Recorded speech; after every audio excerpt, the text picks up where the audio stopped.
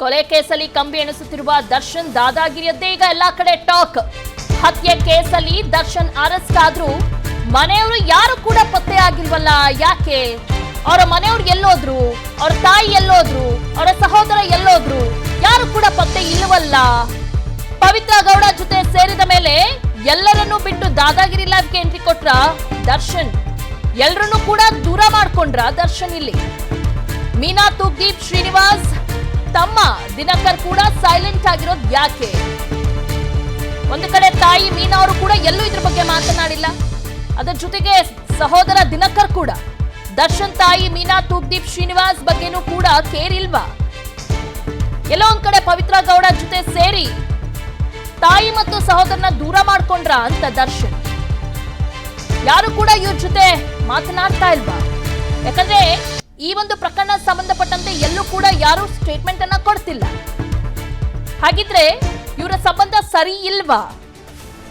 ಒಂದಷ್ಟು ಆಚೆ ಈಚೆ ಗಾಳಿ ಸುದ್ದಿಗಳಿದಾವೆ. ಯಾವಾಗ ಪವಿತ್ರ ಗೌಡ ಜೊತೆ ಸೇರಿ ತಾಯಿ ಮತ್ತು ತಮ್ಮನನ್ನ ದೂರ ಮಾಡ್ಕೊಂಡ್ರು ದರ್ಶನ್, ಯಾರ ಜೊತೆನೂ ಸರಿಗ್ ಮಾತಾಡಲ್ಲ, ಮನೆಗೂ ಕೂಡ ಹೋಗಲ್ಲ, ಈ ರೀತಿಯಾದಂತ ಒಂದು ಟಾಕ್ ನಡೀತಾ ಇದೆ. ಒಂದ್ ರೀತಿ ರೌಡಿಸಂ ಜಾಸ್ತಿ ಆಯ್ತು. ಈ ಹಿಂದೆ ಇದ್ದಂತ ದರ್ಶನ್ಗೂ ಈಗಿರೋ ದರ್ಶನ್ಗೂ ಸಾಕಷ್ಟು ಒಂದು ವ್ಯತ್ಯಾಸ ಇದೆ. ಎಲ್ಲಾ ಕಡೆ ಬರೀ ಅವರು ರೌಡಿಸಂ ಬಗ್ಗೆನೇ ಚರ್ಚೆ ಜಾಸ್ತಿ ಆಗ್ತಾ ಇದೆ. ಸಿದ್ಧಾರ್ಥ ನಗರದಲ್ಲಿ ತೂಗ್ದೀಪ್ ಶ್ರೀನಿವಾಸ್ ಕಟ್ಟಿಸಿರುವ ಮನೆಯಲ್ಲಿ ಇದೀಗ ಮೀನಾ ಅವರು ವಾಸವಾಗಿದ್ದಾರೆ. ಇತ್ತೀಚೆಗೆ ತಾಯಿ ಮೀನಾ ನೋಡೋಕೆ ಮೈಸೂರಿಗೂ ಹೋಗಿಲ್ವಂತೆ ದರ್ಶನ್. ಹುಟ್ಟಿ ಬೆಳೆದಿದ್ದ ಮನೆಯನ್ನು ಕೂಡ ಮರೆತು ಹೋಟೆಲ್ಗಳಲ್ಲೇ ದರ್ಶನ್ ಹಾಲ್ಟ್ ಆಗ್ತಿದ್ದಾರೆ. ತಂದೆ ಕಟ್ಟಿಸಿದ ಮನೆಯಲ್ಲಿ ತಾಯಿ ಇದ್ರೂ ಕೂಡ ಇತ್ತೀಚೆಗೆ ಹೋಗ್ತಿರ್ಲಿಲ್ವಂತೆ ದರ್ಶನ್. ತಾಯಿ ನೋಡಲು ಮನೆಗೂ ಹೋಗದೇ ಇದ್ದಿದ್ರಿಂದ ಎಲ್ಲ ಒಂದ್ ಕಡೆ ಆ ಬಾಂಧವ್ಯ ಅನ್ನೋದು ದೂರ ಆಗ್ಬಿಟ್ಟಿದೆ. ಅಂದ್ರೆ ಯಾರ ಜೊತೆನೂ ಕೂಡ ಅವರು ಮಾತಾಡ್ತಾ ಇಲ್ಲ ಅನ್ನೋದು ಕೂಡ ಒಂದು ಚರ್ಚೆಯಲ್ಲಿದೆ. ಇತ್ತೀಚೆಗೆ ತಾಯಿ ಮೀನಾ ಅವ್ರನ್ನ ನೋಡೋಕ್ಕೂ ಕೂಡ ಮೈಸೂರಿಗೆ ಹೋಗಿಲ್ಲ. ನೋಡಿ, ಮೈಸೂರಿನಲ್ಲೇ ಬಂಧಿಸಿದ್ರು ಕೂಡ ಅವರು ಹೋಟೆಲ್ಗಳಲ್ಲಿ ಉಳ್ಕೊಳ್ತಾ ಇದ್ದಾರೆ. ತಂದೆ ಕಟ್ಸಿರೋ ಮನೆಗೆ ಹೋಗ್ತಾ ಇಲ್ಲ, ಅದ್ರ ಜೊತೆಗೆ ತಾಯಿ ಜೊತೆ ಮಾತು ಆಡ್ತಾ ಇಲ್ವಂತೆ. ಈ ರೀತಿಯಾದಂತ ಒಂದು ಚರ್ಚೆಗಳು ನಡೀತಾ ಇದೆ. ಯಾಕಂದ್ರೆ ಈ ಒಂದು ಪ್ರಕರಣ ಸಂಬಂಧಪಟ್ಟಂತೆ ಮೀನಾ ಅವರು ಕೂಡ ಎಲ್ಲೂ ಸ್ಟೇಟ್ಮೆಂಟ್ ಅನ್ನ ಕೊಟ್ಟಿಲ್ಲ. ಅದ್ರ ಜೊತೆಗೆ ದಿನಕರ್, ತೂಗ್ದೀಪ್ ಅವರು ಕೂಡ ಎಲ್ಲೂ ಕೂಡ ಇದ್ರ ಬಗ್ಗೆ ಸ್ಟೇಟ್ಮೆಂಟ್ ಅನ್ನ ಕೊಡ್ತಿಲ್ಲ.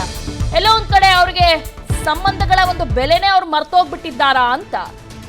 ಪವಿತ್ರ ಗೌಡ ಅವ್ರ ಜೊತೆ ಸೇರಿದ್ಮೇಲೆ ಈ ರೀತಿಯಾದಂತ ಲೈಫ್ ಅನ್ನ ಲೀಡ್ ಮಾಡ್ತಾ ಇದ್ದಾರೆ. ಅಂದ್ರೆ ಯಾರನ್ನು ಕೂಡ ಮಾತಾಡ್ಸಲ್ಲ, ಎಲ್ಲರಿಂದ ದೂರ ಆಗಿದ್ದಾರೆ ಅನ್ನೋದು ಕೂಡ ಒಂದು ಚರ್ಚೆಯಲ್ಲಿದೆ.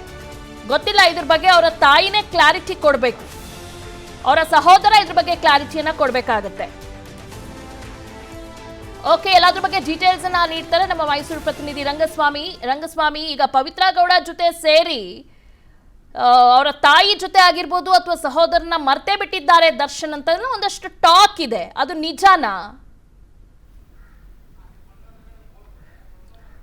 ದಿವ್ಯಾ ರಘುನಾಥ್, ದರ್ಶನ್ ಅವರ ನಡವಳಿಕೆಗಳನ್ನು ಗಮನಿಸಿದ್ರೆ ಆ ರೀತಿಯ ಮಾತುಗಳು ಬಹಳ ಹತ್ತಿರಕ್ಕೆ ಸಂಬಂಧಪಟ್ಟಂಥವು ನಿಜ ಇದ್ದಿರಬಹುದು ಅನ್ನೋದಕ್ಕೆ ಸಾಕಷ್ಟು ಪುರಾವೆಗಳು ಸಿಗ್ತವೆ. ಯಾಕೆ ಅಂತಂದರೆ ಅವರ ಇತ್ತೀಚಿನ ವರ್ಷಗಳಲ್ಲಿ ಸುಮಾರು 12 ವರ್ಷಗಳಲ್ಲಿ ಮೈಸೂರಿನಲ್ಲಿ ಅವರು ಯಾವುದೇ ರೀತಿಯ ಚಿತ್ರೀಕರಣಕ್ಕೂ ಬಂದರೂ ಕೂಡ ಹಿಂದೆ ಸಂದೇಶ್ ದಿ ಪ್ರಿನ್ಸ್ ಹೋಟೆಲ್ನಲ್ಲಿ ಉಳ್ಕೊಳ್ತಿದ್ರು. ಸ್ವಲ್ಪ ದಿವಸದ ಮಟ್ಟಿಗೆ ಅವರು ಸೋಷಿಯಲ್ಸ್ ರೆಸ್ಟೋರೆಂಟ್ನಲ್ಲಿ ಉಳ್ಕೊಳ್ತಾ ಇದ್ರು. ಈಗ ರ್ಯಾಡಿಷನ್ ಬ್ಲೂನಲ್ಲಿ ಅವರು ಅರೆಸ್ಟ್ ಆಗಿದ್ದಾರೆ. ಅಲ್ಲಿ ಉಳ್ಕೊಂಡಿದ್ರು ಡೆವಿಲ್ ಚಿತ್ರೀಕರಣದ ಕಾರಣಕ್ಕಾಗಿ. ಅಂದರೆ ಹೋಟೆಲ್ನಲ್ಲಿ ವಾಸ್ತವ್ಯವನ್ನು ಹೂಡಿರೋದು ಅವರ ಇತ್ತೀಚಿನ 8-10 ವರ್ಷಗಳ ಮೈಸೂರಿನ ಭೇಟಿಯ ಸಂದರ್ಭದಲ್ಲಿ ಬಹುತೇಕ ಅವರ ವಾಸ್ತವ್ಯಕ್ಕೆ ಹೋಟೆಲನ್ನು ಆಯ್ಕೆ ಮಾಡ್ಕೊಂಡಿರೋದು ಬಹಳ ಸ್ಪಷ್ಟವಾಗಿ ಕಾಣಿಸುತ್ತೆ.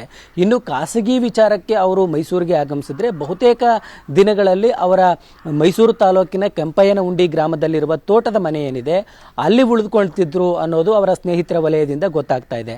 ಆದರೆ ಹುಟ್ಟಿದ ಮನೆಯಲ್ಲಿ ಅವರು ಬಂದು ಹೋಗ್ಲಿಕ್ಕೂ ಕೂಡ ಬಿಡುವಿಲ್ಲದೆ ಇರುವಷ್ಟರ ಮಟ್ಟಿಗಿನ ಬ್ಯುಸಿನಾ ಅನ್ನುವಂತಹ ಪ್ರಶ್ನೆಗೆ ದರ್ಶನ್ ಅವರೇ ಉತ್ತರ ಕೊಡಬೇಕಾಗತ್ತೆ. ನಾನಿದೀಗ ಅವರು ಹುಟ್ಟಿ ಬೆಳೆದ ಮನೆಯ ಮುಂಭಾಗದಲ್ಲಿದ್ದೇನೆ. ದಿವ್ಯಾ ರಘುನಾಥ್, ನೀವು ದೃಶ್ಯದಲ್ಲಿ ಗಮನಿಸಬಹುದಾಗಿದೆ. ಈ ಮನೆಯಲ್ಲಿ ಶ್ರೀನಿವಾಸ್ ತೂಗ್ದೀಪ್ ಅವರು ಕಟ್ಟಿಸಿದ ಈ ಮನೆಯಲ್ಲಿ ದರ್ಶನ್ ಹುಟ್ಟಿ ಬೆಳೆದದ್ದು ಎಲ್ಲವೂ ಇಲ್ಲಿ ಅವರ ಕಷ್ಟದ ದಿನಗಳನ್ನು ಅಥವಾ ಅವರ ಕೌಟುಂಬಿಕ ಬಾಲ್ಯದ ದಿನಗಳನ್ನು ಕಳೆದಿದ್ದುದು ಇದೇ ಮನೆಯಲ್ಲಿ.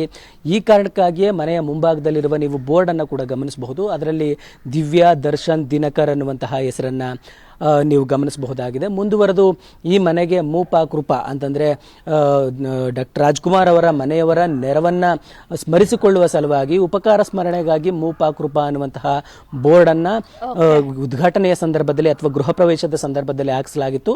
ಅದು ಈಗಲೂ ಕೂಡ ಇದೆ.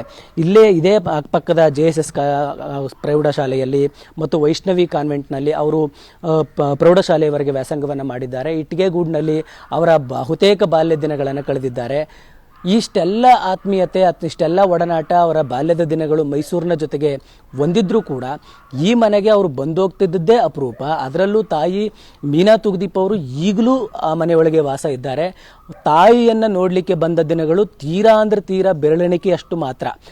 ಕೇವಲ ಒಂದು ದೀಪಾವಳಿ ಹಬ್ಬದ ದಿನಕ್ಕೆ ಬರೋದು, ಒಂದು ಪಟಾಕಿ ಹೊಡೆದು ಹೋಗೋದು, ಈ ರೀತಿಯಾದಂತಹ ಜೀವನ ಶೈಲಿಯನ್ನು ದರ್ಶನ್ ಹೊಂದಿದ್ರೇ ಹೊರತು ತಾಯಿ ಜೊತೆಗೆ ಆಗಲಿ, ಅಕ್ಕನ ಜೊತೆಗಾಗಲಿ, ತಮ್ಮನ ಜೊತೆಗಾಗಲಿ ಅಷ್ಟೇನೂ ಆತ್ಮೀಯವಾಗಿ ನಡೆದುಕೊಂಡಿಲ್ಲ ಅನ್ನೋದು ಈ ಮನೆಯ ಅಕ್ಕಪಕ್ಕದಲ್ಲಿ ಇರುವಂಥವ್ರು ಹೇಳುವ ಮಾತು ಮತ್ತು ಅವರ ಆಪ್ತರಿಗೂ ಇದೆಲ್ಲ ಗೊತ್ತಿರುವ ವಿಚಾರವೇ ಆಗಿದೆ. ದಿವ್ಯಾ ರಘುನಾಥ್. ಓಕೆ, ಧನ್ಯವಾದಗಳು ರಂಗಸ್ವಾಮಿ ತಮ್ಮೆಲ್ಲ ಮಾಹಿತಿಗಾಗಿ. ಅನುಕ್ಷಣದ ಸುದ್ದಿಗಳಿಗಾಗಿ ವಿಸ್ತಾರ ನ್ಯೂಸ್ ಯೂಟ್ಯೂಬ್ ಚಾನೆಲ್ ಸಬ್ಸ್ಕ್ರೈಬ್ ಮಾಡಿ. ಹೊಸ ಸುದ್ದಿಗಳ ನೋಟಿಫಿಕೇಶನ್ಗಾಗಿ ಬೆಲ್ ಐಕಾನ್ ಕ್ಲಿಕ್ ಮಾಡಿ. ಲೇಟೆಸ್ಟ್ ಅಪ್ಡೇಟ್ಸ್ಗಾಗಿ www.vistaranews.com ವೆಬ್ಸೈಟ್ಗೆ ವಿಸಿಟ್ ಮಾಡಿ. ಅಂಗೈಯಲ್ಲೇ ಜಗತ್ತಿನ ಸುದ್ದಿ ತಿಳಿಯಲು ವಿಸ್ತಾರ ನ್ಯೂಸ್ ಕನ್ನಡ ಆಪ್ ಡೌನ್ಲೋಡ್ ಮಾಡಿ.